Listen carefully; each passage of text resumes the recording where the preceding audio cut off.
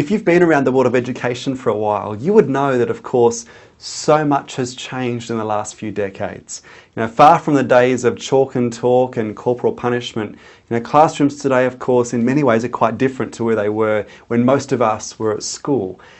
And yet the reality is we've still got a long way to go. Most teachers would agree that we are teaching within frameworks or methodologies and classrooms which really were designed to engage students 50, 60, even 80 years ago. And the challenge we face within education is how do we keep pace with the world around us? And this is really the focus of this session, the shape of things to come in education. Because what I do is I draw on the last 8 years of my work looking at some of the dominant social and technological shifts that we've seen in society, and I look at how these are impacting on education.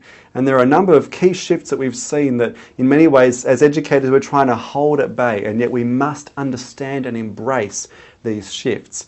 But it's not just about looking back or looking even at what's happened in recent years or what's happening at the moment, but the focus of this session is to look forward, to look at some of the key trends that will change teaching and learning across the board in the years to come. And there are really three areas that I look at in this session. First area I look at is how the nature of students is changing. Firstly, of course, we've got students coming through and will continue to come through who are tech savvy, who are plugged in. And it's amazing how early this is beginning. There's some recent data released which showed that 2/3 of babies under the age of 1 are being exposed to in excess of 80 minutes of screen time every day. Now that's staggering. You think of how that is changing the emerging generations in their approach to life generally, but particularly learning. Their cognitive function is literally being altered by the technology they're being exposed to, in some really positive ways, but in some challenging ones as well. I also look at how this generation of students and the future generation of students are growing up far younger. The lowering of the age of innocence and either the lowering of or removal of rites of passage and how that's affecting younger students. I also look at the fact that we've got a generation of students who are, let's face it, increasingly fragile, emotionally fragile, who seem to have a great degree of confidence, but something goes wrong, they get a bit of negative feedback or a disappointment or a frustration, they don't get the job or the promotion or they fail an exam, and everything comes crashing down. And we see how this is playing into the issues of mental health in students, and it's a critical thing that we're aware of that trend, what is fueling it, and also where it's going. So the first thing I look at in this session is the changing nature of students.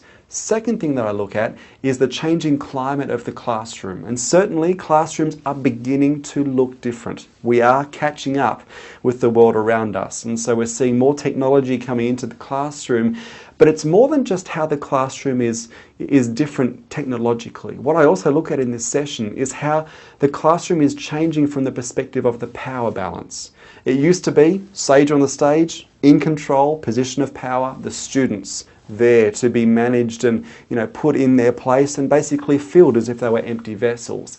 That, of course, is changing. The students have more power than they've ever had before. And we look at some of the emerging pedagogical approaches that centre on the student having control over what they learn, when they learn, how they learn it, and how that is changing the teacher-student dynamic.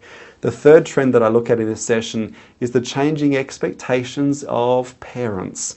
One of the fascinating things I've found to study in the last few years from a sociological perspective is the emergence of the helicopter parent, that parent who's always hovering nearby, making sure their kid is safe and nurtured and protected, and the unique pressures that is putting on teachers in schools.